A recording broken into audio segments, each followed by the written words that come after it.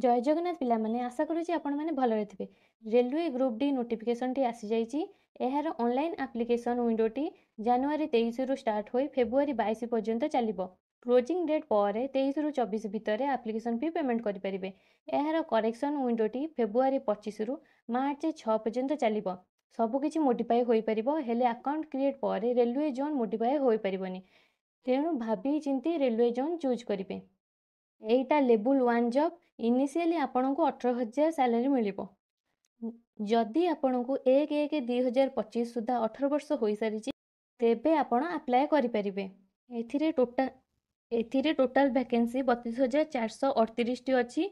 एटा सब जोन रो मिसिकी अछि। चलंतु age limit check कर दबा। जेहेतु ग्रुप डी वैकेंसी किछि वर्ष हबो आसुनथिला सेथि पई सब कैटेगरी को पई एक्स्ट्रा 3 वर्ष रिलैक्सेशन दिया जाइछि। निजे निजर कैटेगरी हिसाब रे अपर एज लिमिट चेक कर देबे। चलंतु एजुकेशनल क्वालिफिकेशन टिके चेक कर दबा। जो जो क्वालिफिकेशन एई एडवर्टाइजमेंट रे मेंशन अछि तार सर्टिफिकेट फेब्रुआरी 22 सुधा आसी जाइथिबा दरकार। जदि फेब्रुआरी 22 सुधा आपनक सर्टिफिकेट आसी जाइछि आपण एथिरे अप्लाई करि परिबे। जो मानक सर्टिफिकेट आसीनी से माने एथिरे अप्लाई करि परिबे नाही। चलंतु एग्जामिनेशन फी चेक कर दबा। जदि आपण PWD female transgender ex serviceman और SC/ST माइनॉरिटी और EBC कैटेगरी रही आपण मानक 250 टका पेमेंट दबाक पड़ो। ये सब कैटेगरी को छाड़ी जब आप अलग कहीं कैटेगरी रही थे तेज आपको 500 टका पेमेंट करा पड़ो। जो मानकर पारिवारिक वार्षिक आय 50,000 कि ताठारू कम से माने EBC कैटेगरी रे आसिबे। आपण एग्जाम अटेंड कर सारा पर आपणकर फी टी रिटर्न कर दिया जिवो। जो माने 500 टका देथिले सेमानकर 400 टका रिटर्न करा हबो। जो माने 250 टका देथिले सेमानकर 250 टका रिटर्न करा हबो। सेति पई आपण bank account number IFSC code name सबू भल के मेंशन करिवे। जदि आपण भूलभाल मेंशन कले तेबे आपनको रिफंड आसी परिबो नाही। चलंतु यार टिके प्रोसेस चेक कर दबा।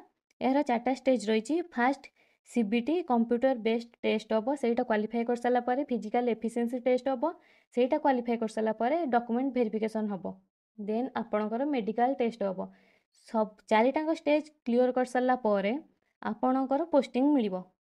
ए 4टा स्टेज रो डेट आपण को SMS और ईमेल माध्यम रे सेंड कर दिया जिवो। जदि आपण किछि ए 4टा स्टेज रे किछि डेट वेन्यू किंबा शिफ्ट चेंज करिया चाहछन्ती ए सब हेई परिबो नै। जे डेट रे आपनकर एग्जाम आसीबो आपनको जिबाको पड़िबो। चलंतु CBT टेस्ट विषय रे देखि दबा टिके।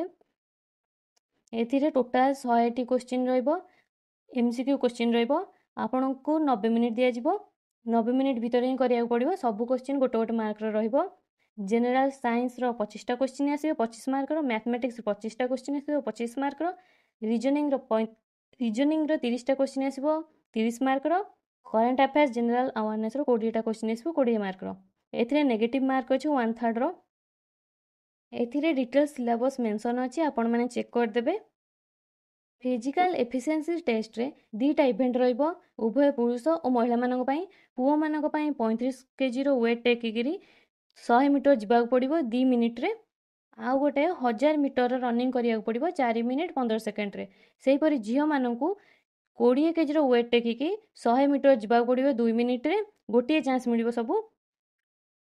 ओ 1000 मीटर रनिंग करिया पड़िबो 5 मिनिट 40 सेकेंड रे। सी भी गोटे चांस मिलिबो। जो वेट टेकिकी नेबे सेटा तळे थोइबेनी। टेकिबे माने एकाथरे जाकी 100 मीटर परे कंप्लीट हला परे थोइबे। जेउ माने ट्रांसजेंडर रहिले सेमानकर फिजिकल एफिशिएंसी टेस्ट फीमेल मानक सह सेम रहिबो। जेहेतु ए एग्जाम टी डिफरेंट शिफ्ट रहबो सेति पई एटा नॉर्मलाइजेशन रे करा हबो। एटा किपर अप्लाई करिवे कोन करिवे एटा मु डिटेल गोटे वीडियो करिके आनि देबी। एथिरे कहि हबोनी बहुत वीडियो लंबा आइ जिवो। एथिरे मिनिमम एजुकेशनल क्वालिफिकेशन कोन रहिछि चालंतु टिके देखि दबा। जदि आपण 10th पास करथिबे और ITI करथिबे किंबा इक्विवेलेंट किछि भी कोर्स करथिबे आपण एथिरे अप्लाई करि परिबे। चलंतु वैकेंसी टिके चेक करदबा जोन वाइज। भुवनेश्वर जोन रे टोटल 964 टी वैकेंसी अछि। यूआर मानक पई 405 टी अछि। निजो कैटेगरी हिसाब रे वैकेंसी निज निजरो देखि देबे। सेही परि टिके कोलकाता जोन देखि देबा। एथिरे टोटल वैकेंसी 1817 टी अछि। यूआर मानक पई 767 टी अछि।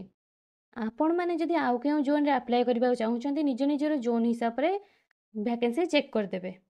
ଏହି ଆଡ଼ଭର୍ଟାଇଜମେଣ୍ଟରେ ଯାହା ଯାହା ଇମ୍ପୋର୍ଟାଣ୍ଟ ଥିଲା ମୁଁ ତାକୁ କଭର୍ କରିବାକୁ ଚେଷ୍ଟା କରିଛି। ଯଦି ବି କିଛି ବାକି ରହିଯାଇଛି ମୁଁ ଆଉ ଗୋଟେ ଭିଡ଼ିଓ ଆଣିକିରି ଆପଣମାନଙ୍କୁ ସବୁ ଜଣାଇଦେବି। ଯଦି ଭିଡ଼ିଓଟି ଭଲ ଲାଗିଛି ଭିଡ଼ିଓଟିକୁ ଲାଇକ୍ କରନ୍ତୁ, ସବସ୍କ୍ରାଇବ୍ କରନ୍ତୁ। ଧନ୍ୟବାଦ।